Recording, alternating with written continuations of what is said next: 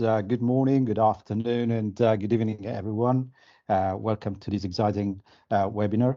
I personally spent the last 10 years in the mobility sector, both in IoT telematics service providers like Vodafone and on the energy utility side in terms of data management.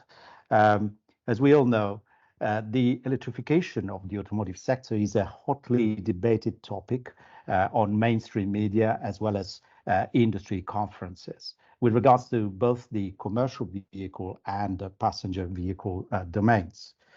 News reports include both positive and negative reviews of EV driving experiences, operational costs of electrifying the fleet, pace of adoption, geopolitical impact in terms of raw materials, supply chain, and last but not least, the regulatory impact.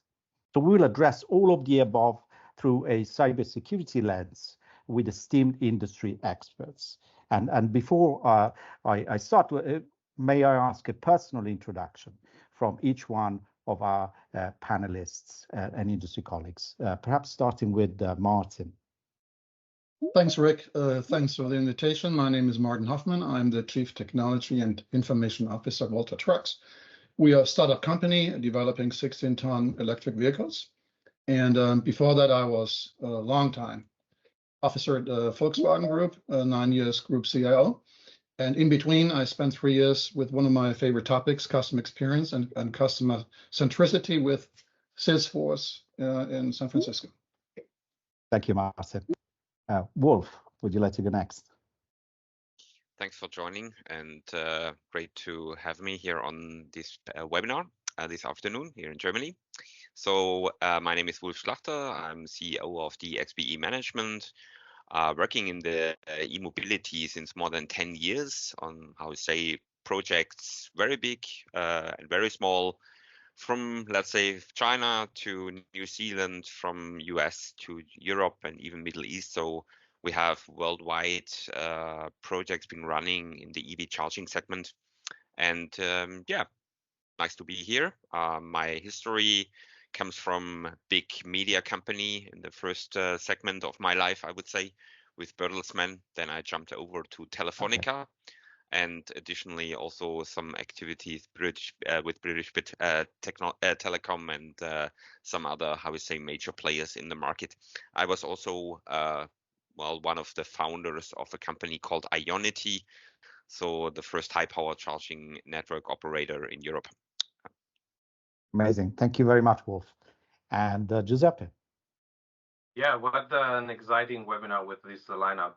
It's really amazing. So Giuseppe Serio, I'm the VP of Market Development, in charge of several strategic initiatives here at Upstream. My background is I've been more than 20 years in the automotive industry. I'm a true automotive guy, out of which the last 12-ish years I've devoted my energy into making our streets more safe and secure. Namely, I was in charge for connected vehicle and automotive cybersecurity in IBM, and then I transitioned in 21 into Upstream and do just that. So happy to be here and excited to have this webinar. Thank you. I expect an intriguing conversation here. So let's start perhaps with a helicopter view on how you see the current state of the automotive landscape and new opportunities and challenges presented by EV adoption. Right? What are the main enablers and hurdles that can affect this adoption? Who would like to start? Perhaps Martin? Yeah, I mean, we are right now in very interesting times. I would call it the rough waters of electric vehicles. And after a tremendous start the last couple of years and a highly growth adoption rate, we are now in a phase, I wouldn't say consolidation, but rethinking of customers dealing with several issues. One is the residual value of the vehicles coming down based on this tremendous competitive pressure, especially from China. We know how many times Tesla has reduced the MSRP and affecting residual values. Infrastructure is not progressing at a rate that many people hope. And also politicians are slightly changing their narrative because of that around adopting EV. and putting pressure on industry to progress. So all of that is causing right now a turmoil kind of situation where customers are a little bit worried to move into, and we see that in the, I call it valley of despair right now. Not questioning the purpose of EV, but at least slowing down that incredible growth that we have seen. Thank you, Martin. There's a lot to take in. Wulf, would you like to go next? Yes, from my perspective, we have seen a tremendous growth as described by Martin over the last, let's say, 5, 6, 7 years. What happened? Mainly driven by funding from governmental side. So lots of this, how we say, hype has been pushed by governments. It started in the Nordic regions, for example, in Norway, Sweden, and Denmark. Then it was moving down to Germany in 2020, 2021 during COVID times. And now it's spreading a little bit in this kind of view. In some market, the funding has been gone down to zero. Like in Germany, in others, it has just started yet. So you see a, how you say, a mixed infrastructure being built over the last years. So ones which started right now with installation of EV charging, for example, infrastructure, and the first EVs are coming to these markets. On the other side, you have highly penetrated markets already, like in Norway, where you have more than 82% of the new registered vehicles are full electric. And this is, I would say, a little bit a mixture of the global view on where is what's happening at the moment and how is it been working. Right. Yeah, thank you, Wulf. And Giuseppe, you have recently been in China. Just wondering if you'd like to provide that perspective.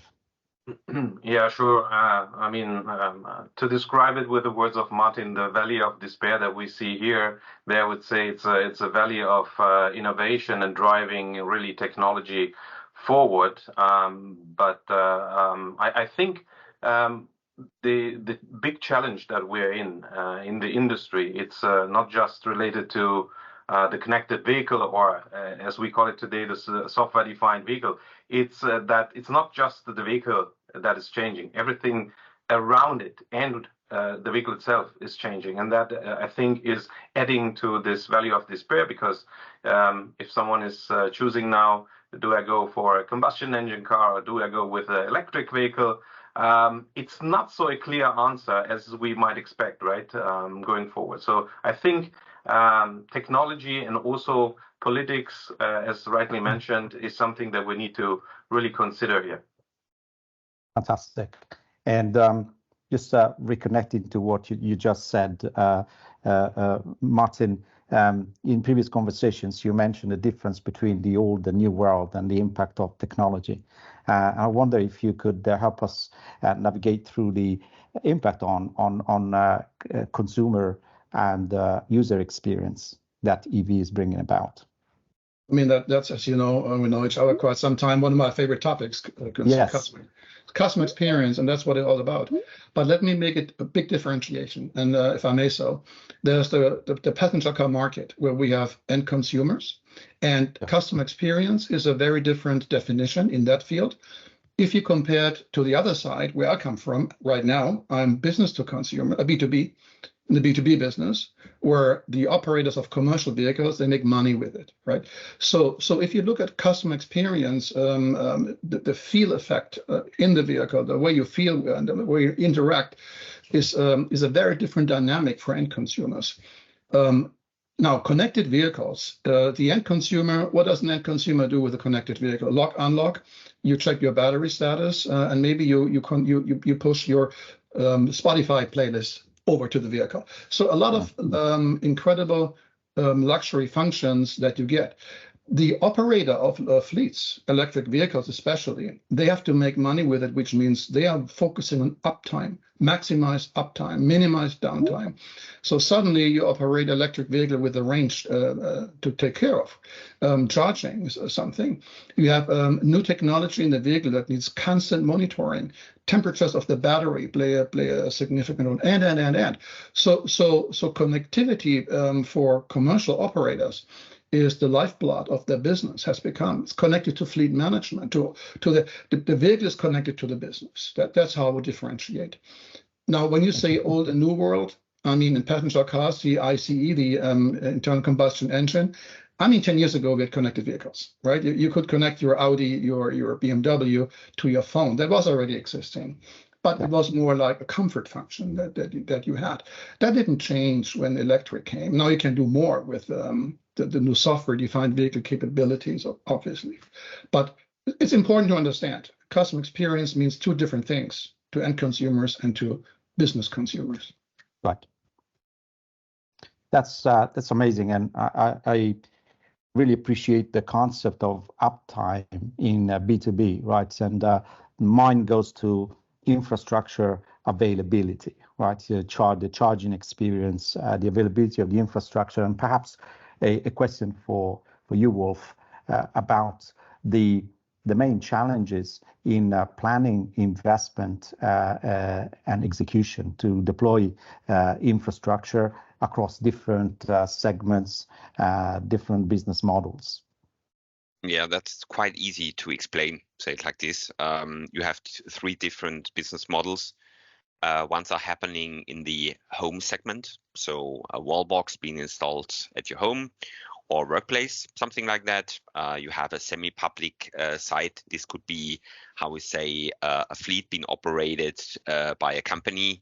And then you have typical public charging use cases. That mean it could be on a motorway, it could be somewhere in a depot as well, or it could be close to a depot, say it like this, in case of activities on a truck site, like Martin mentioned, and additionally in urban areas or suburban areas. All have different, how we say, complexity, and that means, for example, getting the grid is one of the deciding topics you have to think about. Grid availability. There are some countries in Europe which has I would say a really good grid already existing. So it takes, for example, for someone who wants to build a charger park, roughly 2 months. In other countries, you can wait for years, say it like this, or in highly penetrated countries like in the Netherlands or even in Norway, it's not so easy to get a grid again if you have already installed something.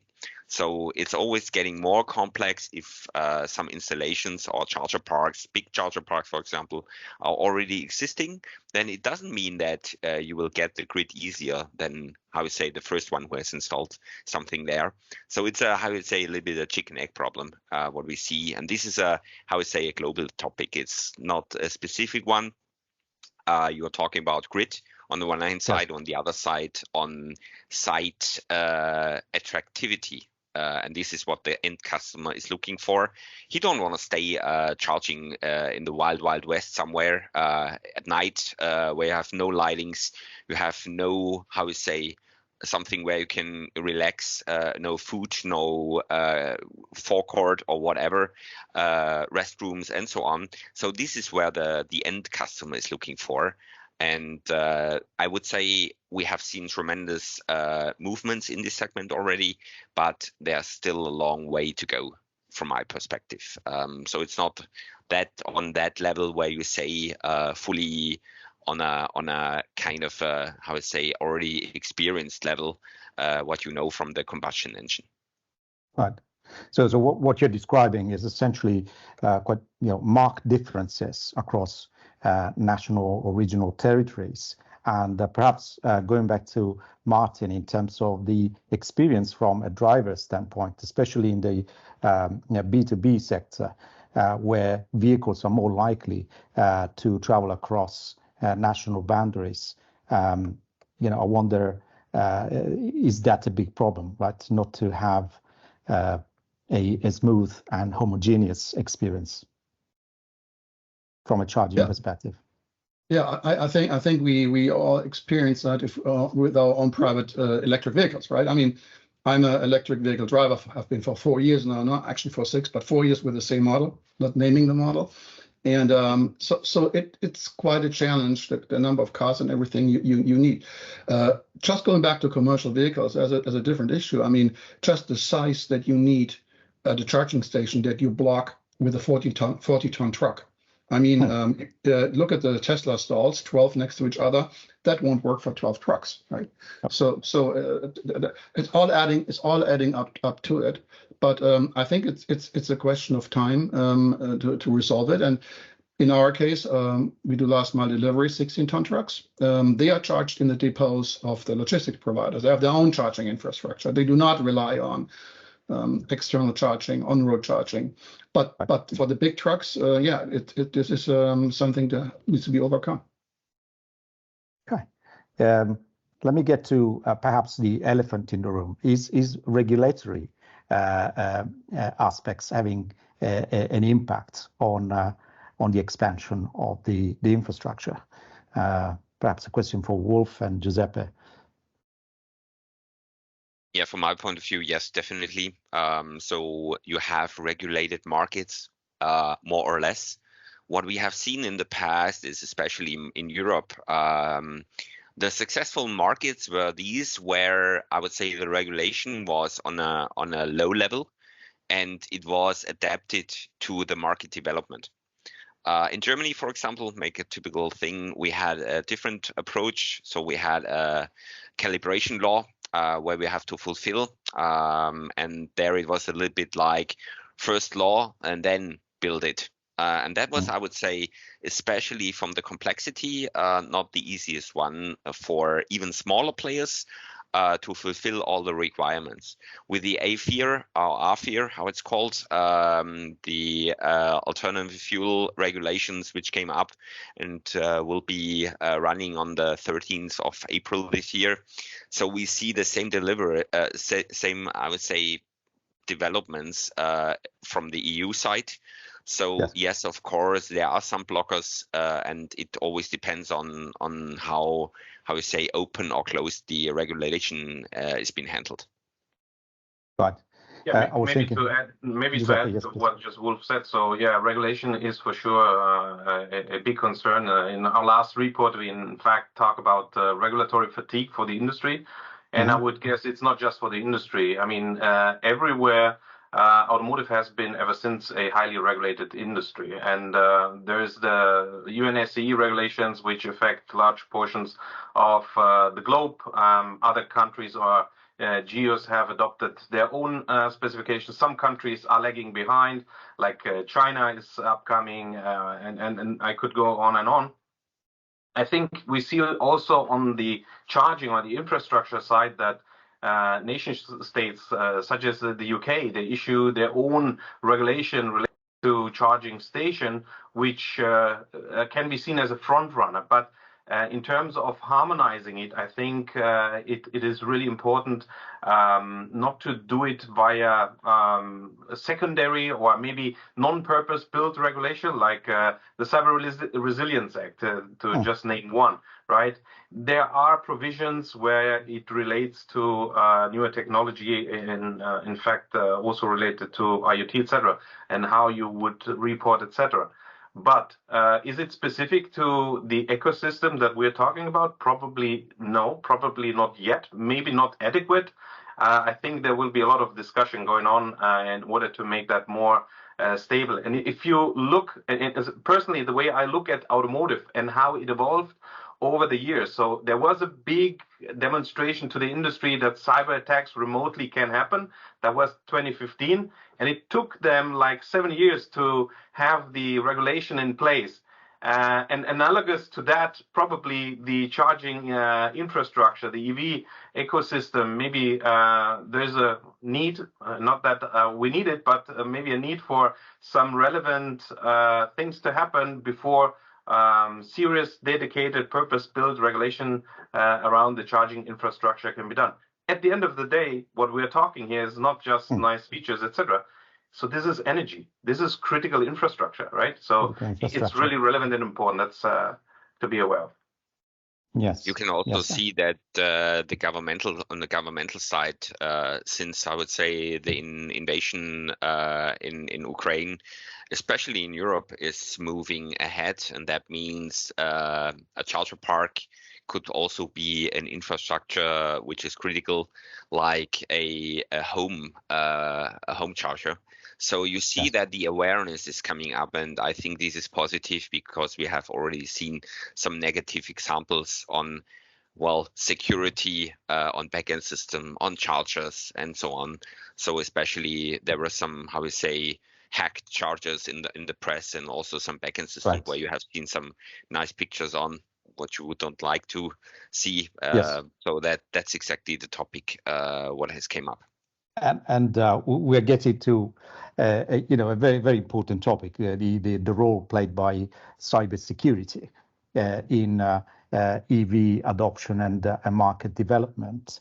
And I guess, let's start from a basic question. Let's shed some light on whether cybersecurity is in fact a key concern from your perspective. Is it an issue in the industry? Is it felt as such? Perhaps, Martin, would you like to provide the OEM perspective? Yeah, I mean, I remember my time when I was group CIO for this big automotive OEM for passenger cars, and I go back to 2013. Already there was a major concern, and cybersecurity. If you basically build it around the customer, and you protect the customer, and then the customer is in the vehicle, and then you protect the vehicle. The vehicle is a part of a bigger system, your supply chain, in the supply chain.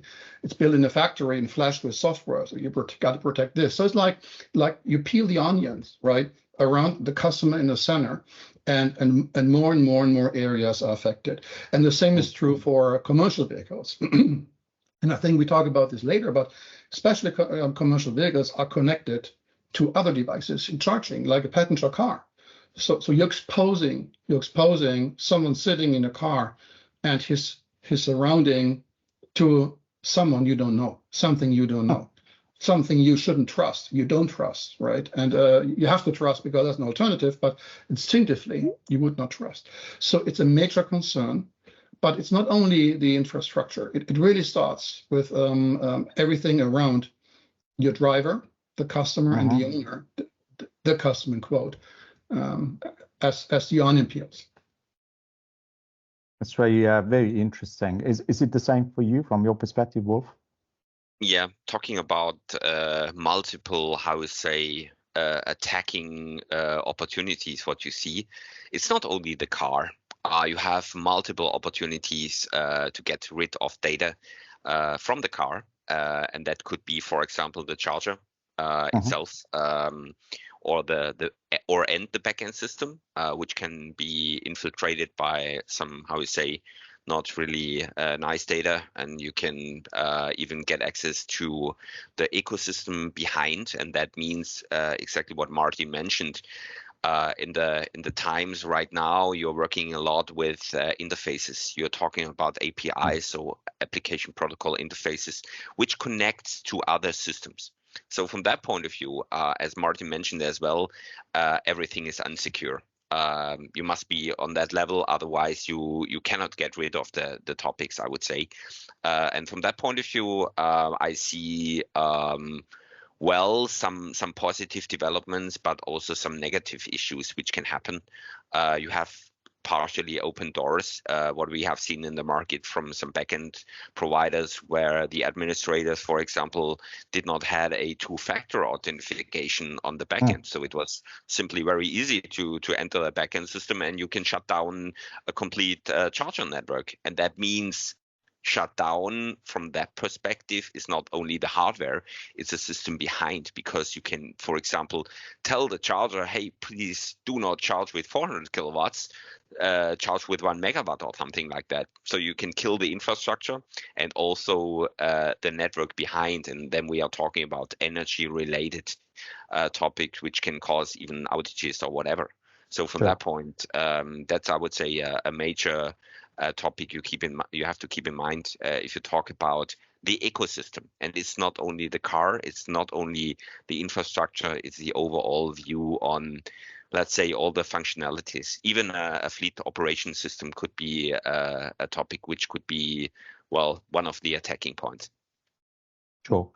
Thank you. I guess, we're all very familiar with these aspects. Thank you, Giuseppe. Could you take us through some of the risks or threats against the EV charging and EV charging infrastructure that we have witnessed? Yes, sure. So maybe just one more comment on what has been said by Martin and Wulf. So in essence, what is really important is to think that we are moving the perimeter of security further down the line, and exposing and interacting with third parties becomes the new norm.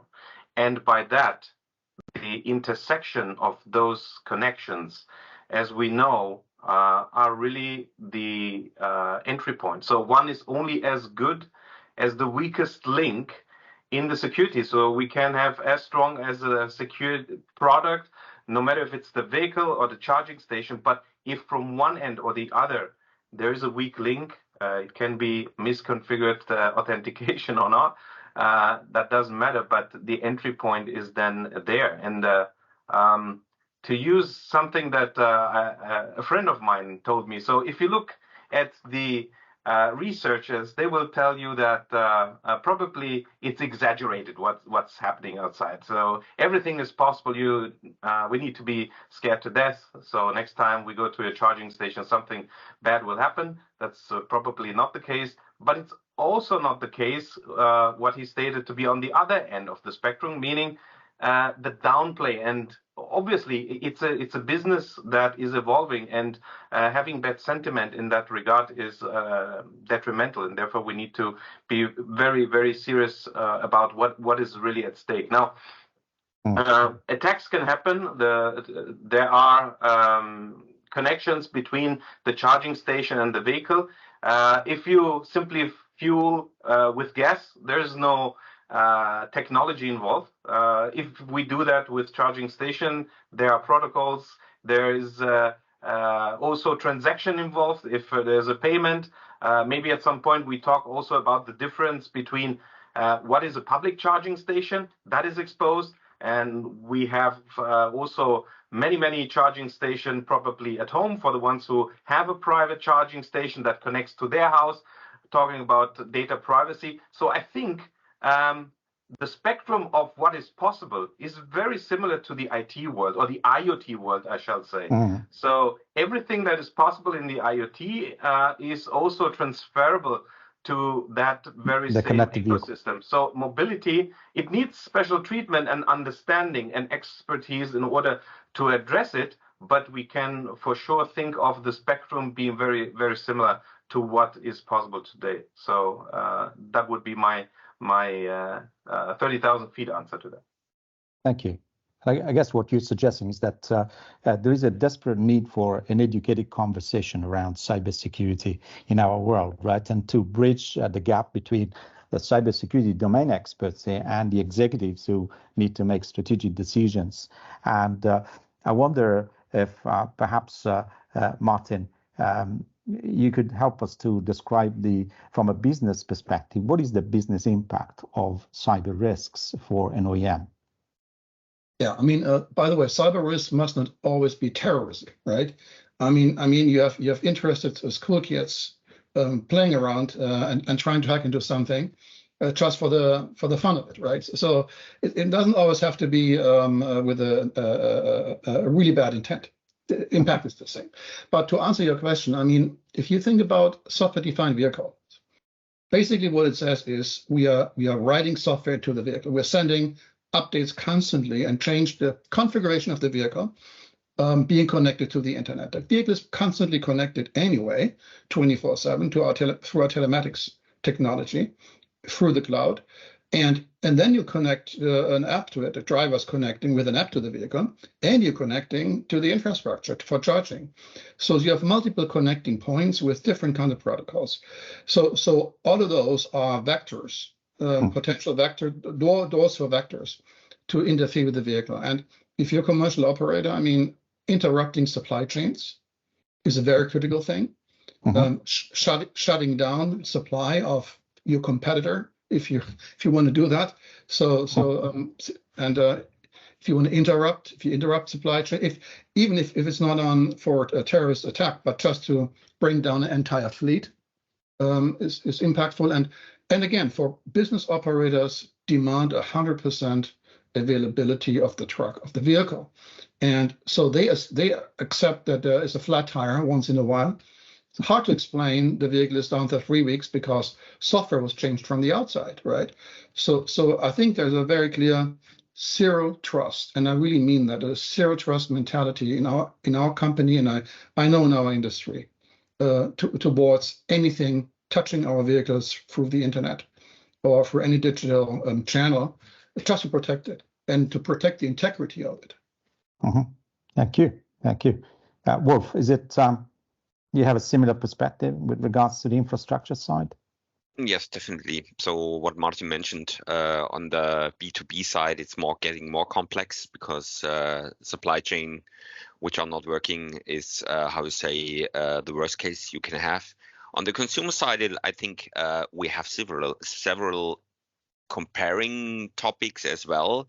But even if you go public charging, then you normally always have an opportunity if one, charger network has been not working, or you will always be able to move to another one, especially in the highly penetrated countries like in Central Europe, to find a charger which is working. That's not possible on the truck side because as you know, truck charging is getting more complex, especially if you're outside the depot. So from that point of view, highly complex, even more complex than pure CPO charging or charge point operator activities in the free space. Additionally, you have a topic called smart charging coming up. So we are talking about new protocols like ISO 15118, plug and charge. Some others are talking about another protocol. I'll make it simple for you, called auto charge. Please. And so from that point of view, it's different topics. You get data from the car, so MAC addresses will be displayed. You can take a look into the car if you have some experience on coding and so on. So there are some new challenges coming up with these smart charging activities. You know this is because it's similar to what we have seen in the e-commerce cases. You're transferring, let's say, public keys. And from that point of view, a public key can be changed somewhere in this ecosystem. You don't know where, but there's always an opportunity to hack or bring a wrong key somewhere, as Martin displayed. And that kills, I would say, ecosystems, not only on the B2B side, also on the B2C side, especially if you're talking about, for example, vehicle to grid, vehicle to home, which is coming up. So bi-directional charging use cases. So you pay for something, you do not get it, or vice versa.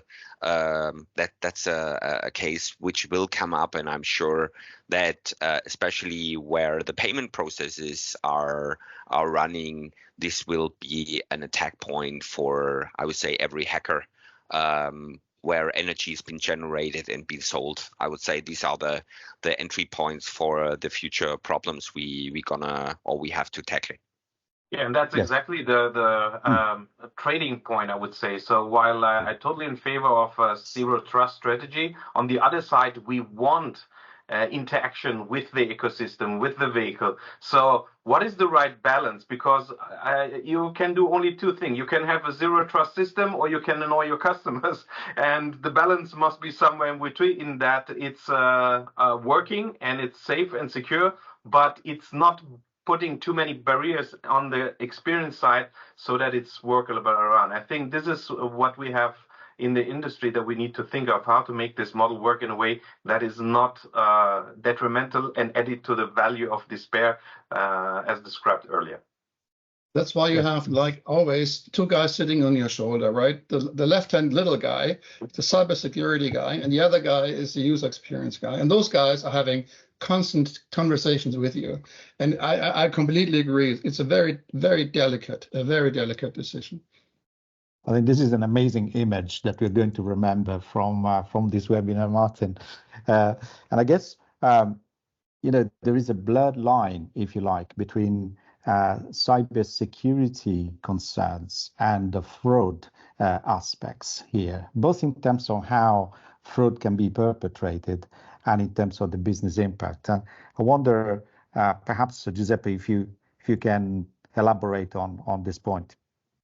Sorry, can you just rephrase it? Yes, the topic is fraud Yes. from a cybersecurity perspective. Yeah, ultimately, and again, in the ecosystem that we are operating, we see very sophisticated attacks, and many times they don't look like cyber attack. And in fact, many times cyber attacks become cyber attack in the context. So you need a lot of data, a lot of information to make sure you understand what's going on. And so is fraud. So imagine you could charge for free. Imagine you could do things which have monetary gains, streaming stuff on your vehicle for free. I think cybersecurity needs to be not only a discussion about cyber and security. We need to add safety because it cannot be separated from it, and also the component of data privacy. Many times in the industry beyond automotive, the private data is very valuable stuff to get the hands on. So it can be resold and used in many ways. Therefore, fraud is for sure an angle to look and have in consideration when we talk about the challenges of an evolving ecosystem such as EV, electrification, charging station, infrastructure, which goes all the way from the consumer, as we discussed, up to even the energy company supplying energy to a charge point operator, who is then in charge for making sure that the charging infrastructure is not attacked, because that can have fatal impact on an infrastructure. Think what could happen if you have an energy outtake in the proximity of, for example, an hospital. I mean, that would be really incredible damage to even life of people. So we need to take the entire spectrum. Safety, for example, right? Yes. I guess it may be interesting to link, let's say, theory and practice, and look at the field experience. Are we actually witnessing this cyber attacks to the EV ecosystem? I wonder if Wulf, if you'd like to share your experience. Yes, I would say yes. We have seen already these kind of attacks. The most prominent was someone in Germany who hacked a charger from a Dutch operator and was running a coffee machine on that. Very prominent. On the other side, you have also seen some hacks on chargers where, how you say, messages has been shown, especially during when the war between Russia and Ukraine started. There were some messages on Russian chargers, and you could imagine also some hacking attempts with QR codes. What we have seen right now. So you go to a charger, you try to start your charging session. You make typical administration topics, and you use your QR code to make the acceptance in an app or somewhere else on a portal, and pay via PayPal or other, let's say, functionalities or payment service providers. are you sure if this QR code has not been infiltrated by someone? Is it the right one or the wrong one? Even it's coming from the display, it's not been printed on the outside, what we have seen in the past as well. So from that point, are you sure that this is the right code?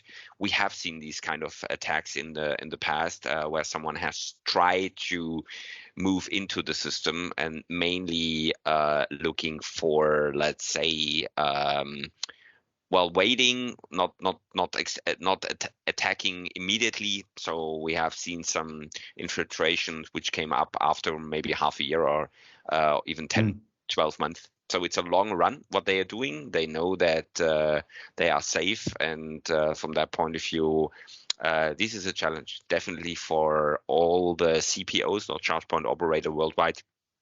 And what I've seen in the past, yes, there are some hacks been or has happened, and there are also some prominent CPOs in Europe which has already said, yes, we have been hacked. Yes.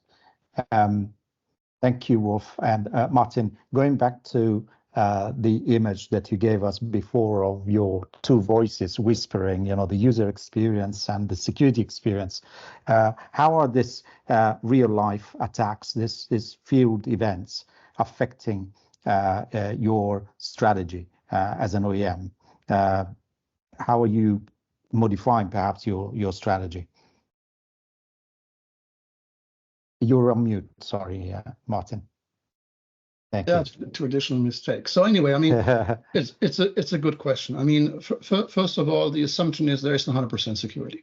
Will not happen, right? Impossible. The second thing is how do you enable and guarantee a sufficient and adequate level of security? And to get to that level, one thing I learned in most of my VW time, and now at Volta even more so, you need to have a certain capabilities, but you need to build a protective shield and as much as you can to detect and quickly mitigate. This is all you can do, and this is where partners come into play to have strong, because it's a very, as Wulf said, a very diverse, let's say, infrastructure. So many players. You cannot understand, manage, and set up a shield protecting against all of those, but be able to monitor and to sense if something happens and then act quickly. So this is where the investment goes, and because anything else is looking into the glass bowl. When is it going to happen? You don't know. And fortunately at Volta we haven't been hacked, but doesn't mean that we might not be. So right, very, very, very interesting. I would say I've really enjoyed the conversation, and it's been extremely exciting. I wonder if we could share with our audience perhaps our vision for the next 24 months, right? Your recommendations. What should the top priorities be from perhaps an OEM perspective, an infrastructure operator perspective, and from a cybersecurity perspective? If I may start with Martin from an OEM perspective. Well, I think I make it quick. In my case, as an OEM, a VSOC, a very strong cybersecurity operating center to be able to monitor and sense and detect quickly as possible, and finding and being willing to get the best partners in that you can find that can help you to do that. And the second thing is to have plans in place how you quickly mitigate once those threats happen. There are different severities, all the way to shutdown of the vehicle, for example, taking the vehicle out of operations, so and getting it back on again. So my recommendation is to have that in place, a very strong sensing and monitoring capability, and then the procedures that if it happens, what you do. The remediation process, the playbook. Yes, exactly. Very, very interesting. Thank you. Wulf. So for my playbook, I would say I have on the one hand side the hardware, so the charging hardware and the software to operate the chargers. So from that, I would say we will work on AI systems in the future much more. So we want to know is this data we get from the charger or the backend system, how you say, valid or non-valid, and in case of it's non-valid, maybe we can stop the activities or something like that. So at the moment it's reactive, and I think it makes sense to become a little bit more progressing, and that means front running and more how you say real time. And that's also a topic what we have seen in the last years. When I started with Ionity in 2016, the definition of real time was something like 10 minutes. So it was a ping into a hardware, and the hardware told you, well, 10 minutes ago I was safe or I was not working, something like that. So nowadays it's getting in milliseconds real time data from the charger, and that makes, of course, you have to work on the data. You need other, let's say, data rooms, data security, movements or activities. So you must be proactive working on these cases and not reactive. And that's, I would say, this is the outlook what you will gonna see also from the hardware manufacturers as well as from the backend providers. If there's a mismatch in data, the system will work somehow. And that means from a security level in real time, a kind of a strike back, say it like this. Right, and I guess like every OEM will be dealing with the multiple CPOs. CPOs themselves are dealing with multiple EVSE suppliers within the same infrastructure. So we go back to the topic of interoperability, openness versus security. Giuseppe, what is your view from a cybersecurity perspective? Yeah, I think operating in the wild, so vehicles operate in the wild, infrastructure, charging infrastructure operates in the wild. What matters most to my mind is to be resilient, and I think Martin and Wulf have touched on it. So assume the worst, make sure that there is enough security along all the layers. So in the product, make sure that's a very robust product with all the practices that we know. Second, the cloud that is needed. Let's make it robust, such as to allow little exploits. And last but not least, the interactions or the APIs that go with it. Secure those layers as best as possible, but also be aware that security is not a one-time exercise. So it's not, hey, we have put cybersecurity in place, we have a VSOC, and that's it. It's like, I like to compare it with the fire brigade, right? So how do you know your fire brigade is doing an excellent job? It's because they train all the time. And 99% it's training, and it's not related to a severe and real accident. And that's how in this ecosystem we can obtain resiliency, which is a practice of having the right people with the right tools doing the right stuff. That is, to my mind, what it comes down to. Thank you. Let me add one topic, maybe, Giuseppe, because what we have seen in the past was a kind of a data aggregation by these players. Nowadays, it's more a data brokerage, and that means the value chain and the monetization is getting on a totally different level. I make an example. A CPO is buying energy on low cost somewhere, sometimes at night, and wants to sell it expensive at daytime.